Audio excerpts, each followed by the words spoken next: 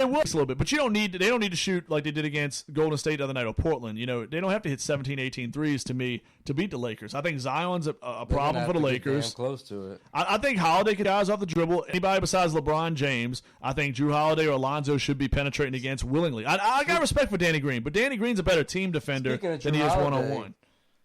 We keep seeing this issue where we can't get all three of the guys playing well at the same time. Drew Holiday with an awful shooting night. I mean, Drew, I think part of that's Lonzo. I think Lonzo didn't run the point enough, and I don't know if Drew just said, hey, he took the ball from him. I don't know what the deal was on there, but Lonzo, to me, you're the point guard.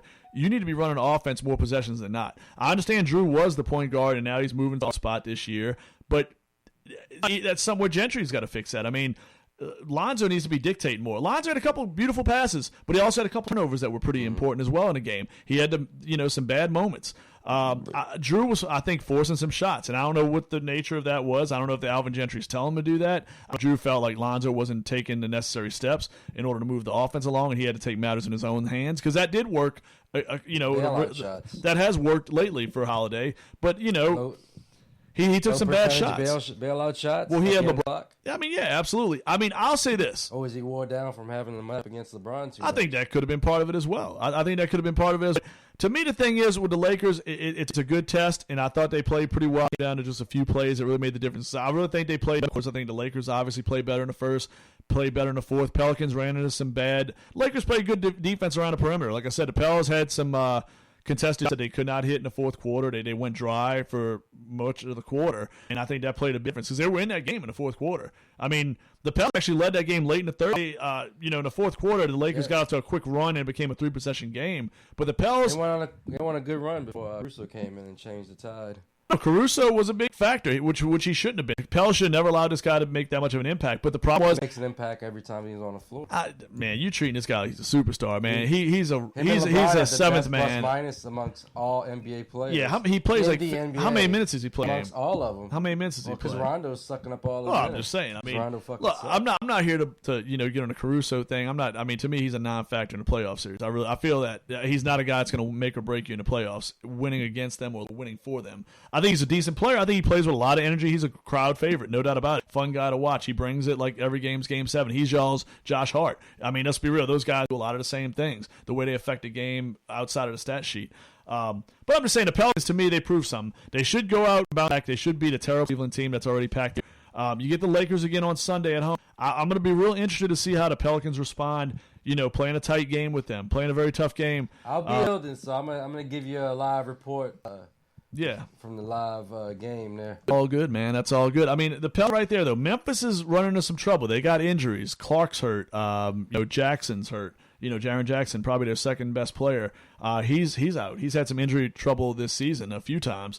I don't think Triple J was injured last season too. Yeah, down the stretch. He's a talented guy, but he's having trouble staying healthy. And I mean, I don't think Memphis can keep this momentum up. Portland without Damian Lillard, even with Damian Lillard, doesn't, to me, scare me. I mean, they've had a lot of injuries this year. I get it. Damian Lillard's just, without him, that team is just one of the worst teams in the league. And the Pels have that all-important tiebreaker. They swept the Portland Trailblazers this year 4-0. The fourth game come Friday out of the All-Star break. But San Antonio, I'm not believing in San Antonio. I love Popovich. I think he's the best ever. We had this talk about that. He's 1A or 1 all-time, but they don't have the roster. You have to have a pube hair of fear somewhere, but that roster is just not. I mean, you look at that roster compared to the Pelicans roster, and you just don't see it. I mean, DeRozan's one of the most overrated superstars in the league. I mean, yeah, Aldridge is a good player, but a lot of the other guys haven't really proven much. Yeah, no doubt about it. I mean, it's a deep roster. To me, out of these teams, the Pelicans definitely have the best roster out of those teams chasing that ace spot. I wholeheartedly believe, if Zion had been healthy all season, they would have been a 6 seed I predicted. It could have even been beyond that possible. But the problem was, remember, 11 faces on his team. I think everybody forgets that. We always reiterate it. But you would be more. You would have been easier. Gelling process if you would have had everybody from the jump. You would have been. Right now you're going through that gelling process, and I believe that's a big reason why you haven't seen all three of the stars on the team fire at the same time. I think that's something too that Alvin Gentry as a coach. Sometimes it's hard. Even the best coaches, it's hard to integrate. But it's floor chemistry. Three guys. I'm not. When you have a chemistry already built throughout the the first Yeah, I mean, 4 games or so. but to me, remember, I mean, Drew. Everybody seems like they missed time early on. The first 2 months of the season, it was like a who's who on the injury report. I mean, Favors missed time obviously with the loss of his mother. He had some games where he missed. Drew had games where he missed. Lonzo missed games. Brandon missed. I mean, everybody was seemed like they were missing games. Besides Zion as well. Slowed down. That definitely hurt the gelling process. Now, sometimes you get the right time. And the Pelicans have been really good after that 13-game losing. I think they're like 19-11 or something at this point. After that 13-game losing streak, where fans were ready to pack it in and say, "Oh, let's just wait on Zion. Let's let him rest." Remember all the analysts and all the talking heads that said, "Hey, this shouldn't even play this year." Well, they're eating a big ass shit po' boy right now because the dude's off to the best start of anybody. I mean, his numbers are better than LeBron through 12 games. I mean, the best player in the league, one of the top 3 players of all time. His numbers are better. That's just. I mean, it's crazy. That's just silly to sit player down the whole year if they can play. Oh, absolutely. I think it was. I didn't like the idea from the start. I thought it was crazy. I mean, then there was talks he wouldn't play back-to-backs. Maybe he wouldn't do this. I mean, the minutes thing is gone. I mean, David Griffin. I mean, so far so good. Aaron Nelson, David Griffin, everybody involved. Alvin Gentry. They've handled Zion the right way because Zion's a bona fide star. I mean, this guy is a superstar in the making. I think he's incredible right now. I think what he brings to, and how much I'm a big '90s basketball guy. I mean, me and the Dancing Bear and Riley, we always joke with you about that. But I really feel that he's bringing something that the game's missing. It's a very finesse league now. Mm-hmm. And I'm just saying, when you have a team that can run like the Pelicans, Gentry's got this unique tool with Zion. He's a '90s throwback, like Don't call Zion a tool. No. He's a good guy.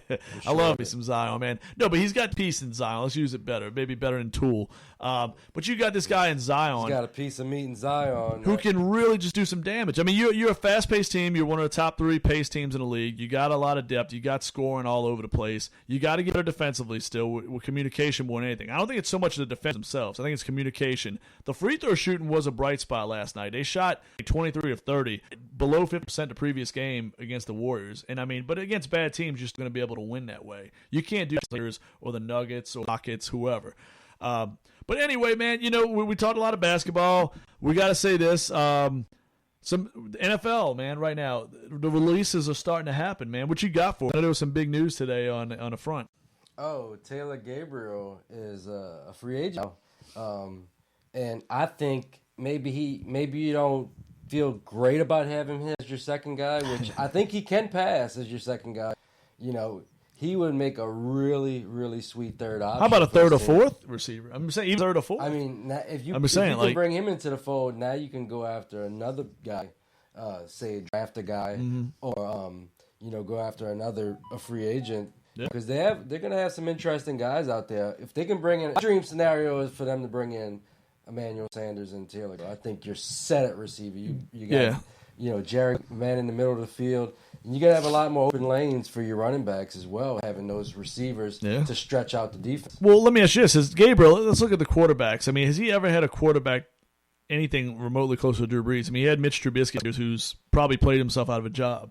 I mean, he's a guy that's put up some numbers, and he's been playing with some quarterbacks. That's what I'm saying. I mean, and he's never really been, the first option. But every time I see him play football, he makes plays out there. Well, that's the thing. He gets open. He knows how to run a crisp route. I mean, he can catch the ball when throw to. He's a guy that can pick up a third down and convert. Right. When all the other guys are locked up. He does seem like a guy that fits Sean Payton's system. I mean, he seems like quick routes, quick slants, West Coast style routes.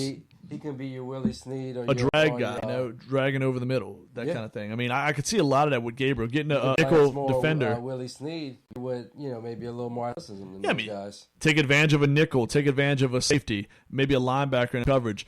Payton's system, I think.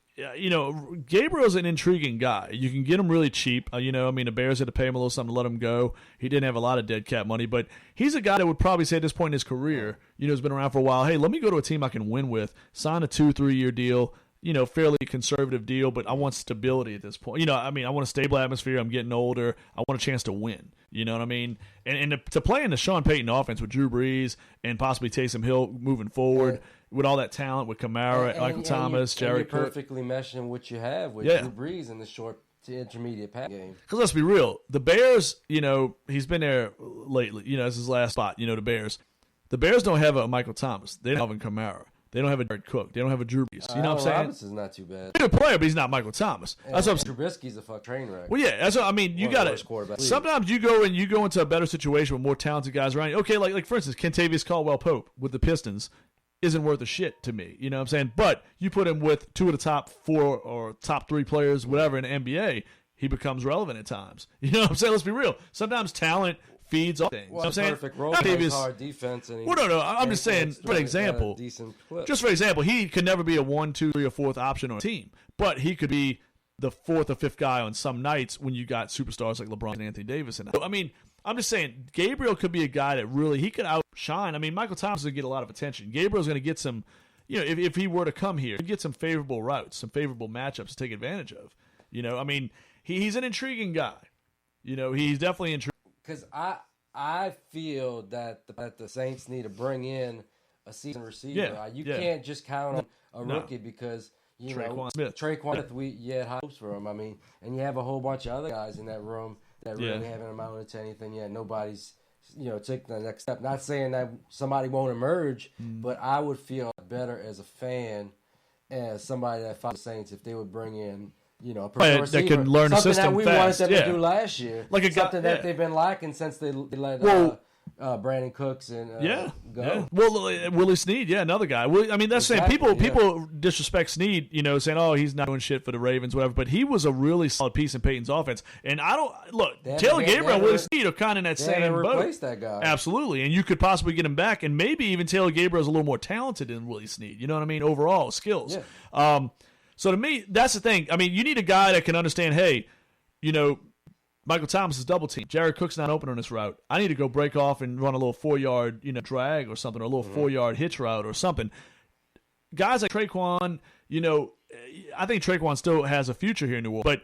But, a young receiver that played at a small college, that learning curve's a little bit more extensive. Gabriel, like you said, he's been around. We're not be real. We want Golden Tate. We love Golden Tate. We always joke about that. But, it's probably not going to happen. He's probably not going to get cut. And the Giants just cut a couple linebackers. Yeah, so that's probably meaning he's going to stay Alex around. Ogletree, a guy who led the team in tackles last year. Yeah, and then where do you look at Ogletree? That you look at if you can get him, man. Davis is so versatile. You could pretty much play him in any linebacker lot.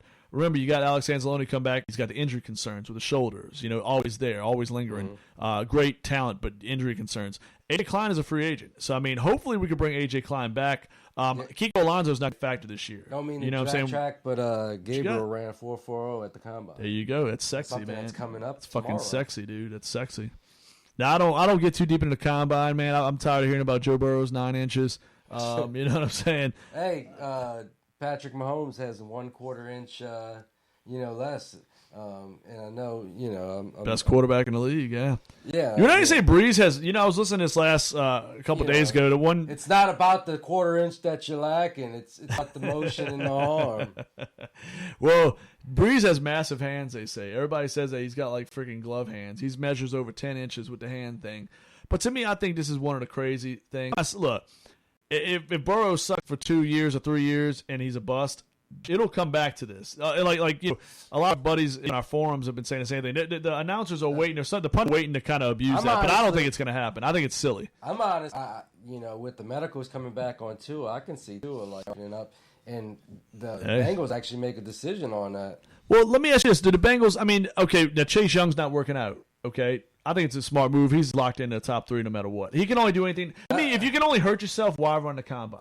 I don't mean, you know what I'm saying? Go for it. I don't mean to keep backtracking, but got some more Taylor Gabriel. Has a 89th percentile burst score. He's got good burst. He's bursty off the line. He can get open in the quick man. Short intermediate. 4.4 speed, burst, decent route running ability. I'll take it. Percentile agility score, so he can work perfect in the slot. It's another team that's probably going to chase him. It always seems like we're talking about them when it comes to receivers, but don't the Patriots make sense for him too?